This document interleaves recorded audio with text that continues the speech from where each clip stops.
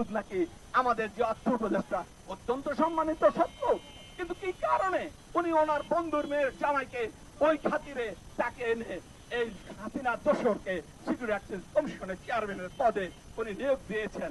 আমরা এটা শুনে, আমরা এটা দেখে আজকে কি হচ্ছে, আমরা এই সালে আমাদের মতো এক অর্থ উপদেষ্টা তার যদি এই নীতি নৈতিকতার প্রশ্নে এসে দাঁড়ায়, আমরা যদি তার নীতি নৈতিকতার প্রশ্ন নিয়ে আজকে রাস্তা দাঁড়াতে হয়, তাহলে বলতে হয় মা বরণী দিদা হও, আমি তাদের প্রবেশ করি। জাতীয় বন্ধুরা, আজকে এই রাশেদ মাকসুদকে কারা নিয়োগ দিয়েছে? এই রাশেদ মাকসুদকে যারা নিয়োগ দিয়েছে আমরা তাদের অনুরোধ চাইতে বাধ্য হবো। অনতিবিলম্বে রাশেদ মাকসুদকে সিকিউরিটি এক্সচেঞ্জ কমিশনের চেয়ারম্যান পদ থেকে সরাতে হবে। শেখ হাসিনার দোসর আজকে কিভাবে দাপটের সাথে বসে আছে, সে কোনো বিনিয়োগকারীর সাথে আলোচনা করে না। এই পুঁজিবাজারের সবচেয়ে বড় স্ট্রোক হোল্ডার হচ্ছে আজকে বিনিয়োগকারীরা। তাদেরকে বাদ দিয়ে কাদের সাথে সে আলোচনা করে পুঁজিবাজারকে ঠিক করবে? জাতীয় বন্ধুরা, আমরা ডক্টর ইউনূস সাহেব আপনাকে সম্মানের চোখে দেখি। আপনি আমাদের মাথার কাজ নয়নের মণি, কিন্তু আপনি অনেক ভুল ভ্রান্তি কাজ আপনার লোকরা করে যাচ্ছে। ইতিমধ্যে এই সরকারের মধ্যে আমরা কি দেখতে পেলাম? আমরা দেখতে পেলাম একজন সমন্বয়কারী, তার নাম কি তানভীর। শেখ হাসিনা যে ভাষায় কথা বলেছিল যে আমার পিয়ন 400 কোটি টাকার মালিক হয়ে গেছে, হেলিকপ্টার ছাড়া চলে না, আজকে ওই তানভীর নামে সমন্বয়ক নামধারী সে কাগজের উপরে কমিশনে 400 কোটি টাকা সে হাতিয়ে নিয়েছে এবং নিয়োগ বাণিজ্যতে ব্যস্ত। আজকে এইভাবে দেশ চলতে পারে না। আজকে সরকার, আজকে বিনিয়োগকারীরা বলতে বাধ্য হবে যে সংস্কারের নামে ভানুমতির খেল খেলে এদেশে একটা নির্বাচিত সরকারকে যদি না আসে, বিনিয়োগকারী আস্থা রাখতে পারছে না। আমাকে অনেক বিনিয়োগকারী এই কথাটুকু বলেছে, তাই বিনিয়োগকারীদের ভাষাটুকু আজকে এই ডক্টর ইউনূস সাহেবের কানে আমরা পৌঁছে দিতে চাই। এই নির্বাচিত সরকার না আসলে বিনিয়োগকারী রাস্তা রাখতে পারবে না। ইতিমধ্যে আমরা রাশেদ মাকসুদের কিছু কথা আমরা শুনেছি। উনি বলেছেন যে পুঁজিবাজারে সংস্কার চলছে, সংস্কারের পর বাজার ঠিক হয়ে যাবে। আরে বাবা হারাম জাদা বদমাশ, তুই সংস্কার যদি বাজার ঠিক হয় বদমাশ, তুই বাজারটা বন্ধ করে দে। সংস্কার শেষ করে বাজার চালু করছি, তাহলে তো আমরা সর্বশান্ত হতাম না। আজকে রাস্তার দিকে তাকালে আপনারা দেখবেন বিনিয়োগকারীদের কি অবস্থা দাঁড়িয়েছে।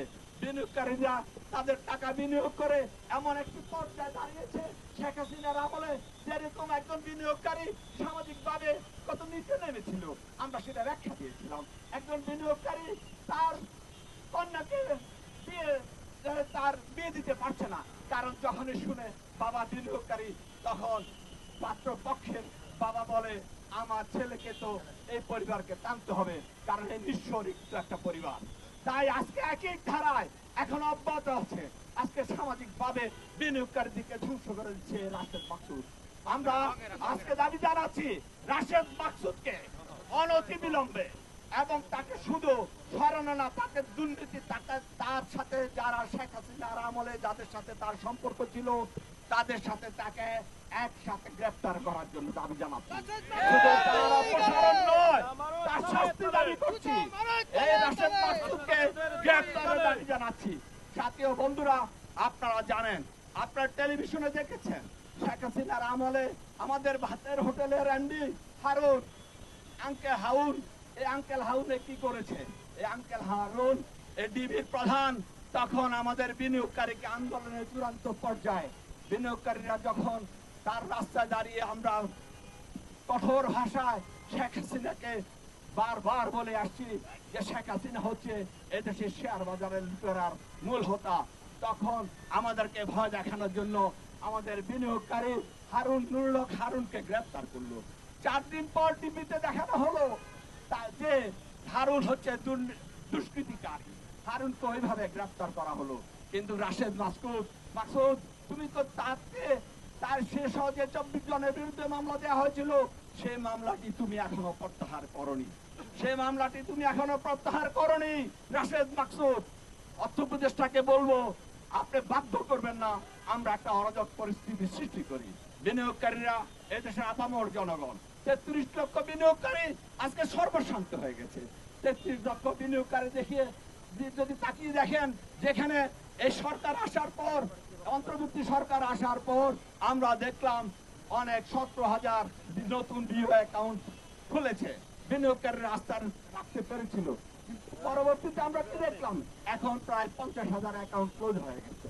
সাথী ও বন্ধুরা, আমি অন্যদেরকে বক্তব্য দেওয়ার সুযোগ অত্যন্ত দুঃখের সাথে জানাচ্ছি, এই প্রখর রৌদ্রের ভিতর যে বিনিয়োগকারীরা এসেছে তাতে যাদের যা কষ্ট তার চেয়ে বেশি কষ্ট তারা পুঁজি হারিয়ে আজকে মৃত পেরায় অনেকে আত্মহত্যা করছে।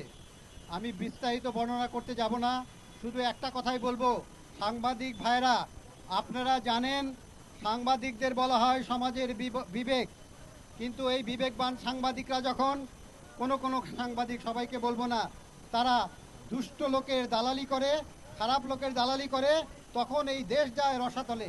অতএব আপনারা সোচ্চার হন সাংবাদিক ভাইরা, আপনাদের এই সাংবাদিক যারা আছেন, আপনাদের এই সংবাদপত্রের বা মিডিয়ার যারা মালিক, তারা যা বলে আপনাদের তাই করতে হয়, আপনাদের করার কিছু থাকে না।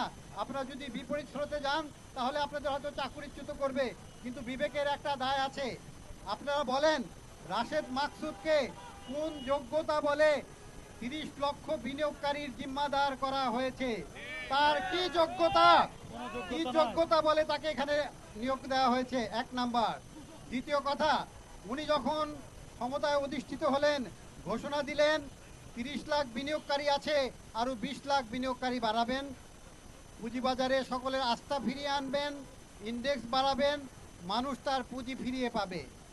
বাস্তবে কি হয়েছে দেখেন, 5ই আগস্টের পর পট পরিবর্তনের পর উনার অবদান, উনি ইন্ডেক্স কমেছে 8 থেকে 900, এই পুঁজিবাজার থেকে 70 থেকে 80 হাজার কোটি টাকা হারিয়ে গেছে। একটা দুইটা টাকা কে দিবে? এই টাকা কোন সরকারের এত বড় ক্ষমতা আছে 80,000 কোটি টাকা এই পুঁজিবাজার বিনিয়োগকারীদের ফিরিয়ে দিবে? কার ক্ষমতা আছে?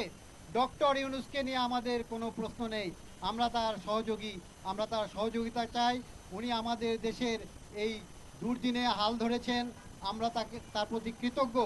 কিন্তু একথা আমরা নির্দ্বিধায় বলবো, যদি 30 লাখ বিনিয়োগকারীর লাশ ফেলানো হয় তাহলে ডক্টর ইউনূস কেন, যে কেউ হোক, সবার বিরুদ্ধে আমরা লাগবো, সবার বিরুদ্ধে আমরা কথা বলবো, এখানে কোনো ছাড় নাই। রাশেদ মাকসুদ তিনি যা করেছেন এ পর্যন্ত 70-80 হাজার কোটি টাকা হারিয়ে গেছে। উনি নতুন কোনো আইপিও আনতে পারেননি এই মার্কেটে, এবং দিনের পর দিন মানুষ নিঃস্ব হয়ে পথে পথে ঘুরে ঘুরে তারা আত্মহত্যার পথে চলে গেছে। আর কত, উনি কি অবদান রেখেছেন এই শেয়ার মার্কেটে, সাংবাদিক ভাইরা প্রশ্ন করবেন। এবং সবচেয়ে বড় কথা, 30 লাখ বিনিয়োগকারী এবং অন্যান্য সংশ্লিষ্ট যারা আছে, সবাই যখন তার পদত্যাগ চায়, সবাই যখন তাকে অপসারণ চায়, কেন, কোন শক্তি বলে, কোন খুঁটির জোরে উনি এইখানে বসে আছেন? কে তাকে আশ্রয় দেয়, কে তাকে প্রশ্রয় দেয়, কে তাকে সাপোর্ট করে? আমরা জানি নাটের গুরুকে আজকে বলতে বাধ্য হচ্ছি, অনেক শ্রদ্ধাভাজন, অনেক ভালো ব্যক্তিত্ব, আমাদের আশা ভরসা ছিল উনি অর্থ উপদেষ্টা হিসাবে দায়িত্ব নিয়েছেন, পুঁজিবাজার এবং ব্যাংকিং সেক্টর ভালো হবে। কিন্তু ওনার কথা, ওনার কাজে, ওনার ইঙ্গিতে বোঝা যায় যে উনি রাশেদ মাসুদকে বসিয়ে রেখেছেন চেয়ারে, এবং যত প্রতিবাদ হোক, যত তার বিরুদ্ধে মানুষ আন্দোলন করুক, উনি কৌশলে নিজের ঘাড়ে দোষ এড়িয়ে মাকসুদকে বলেন তুমি কাজ করে যাও, তুমি আইন মতো কাজ করে যাও। উনি কি করেছেন? উনি শুধু জরিমানা করেছেন, আর তো কিছু করতে পারেন নাই। জরিমানা আদায় করতে পারতেন, তা করতে পারেন নাই, একটা টাকাও জরিমানা আদায় করতে পারেন নাই। তাহলে এই লোকের কি দরকার?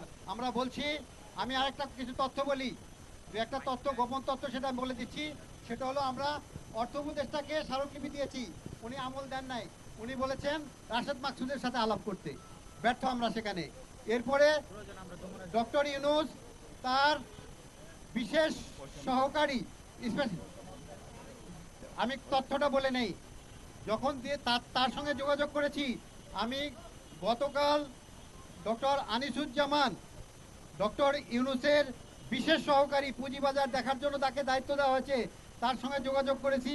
উনি বলেছেন যে আপনি আমার পিএসের সঙ্গে যোগাযোগ করেন এবং আপনাদের কি কথা সেটা আমাকে বলেন, আমি দেশের বাইরে আছি, আমি এসে আপনাদের সঙ্গে বলবো, এ তথ্যটুকু বলছি।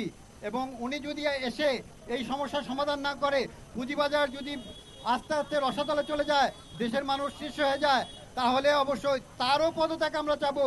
এবং আগামী 7 দিনের ভিতর যদি রাশেদ মাকসুদকে as a president of Bangladesh capital market investor association আমি ঘোষণা করছি, আগামী 7 দিনের ভিতর যদি রাশেদ মাকসুদকে এই পদ থেকে অপসারণ করা না হয়, তাহলে আমরা অর্থ প্রতিষ্ঠার অপসারণ সহ ডক্টর ইউনূসের কাছে তীব্র আন্দোলন করব এবং তার কাছে চলে যাব।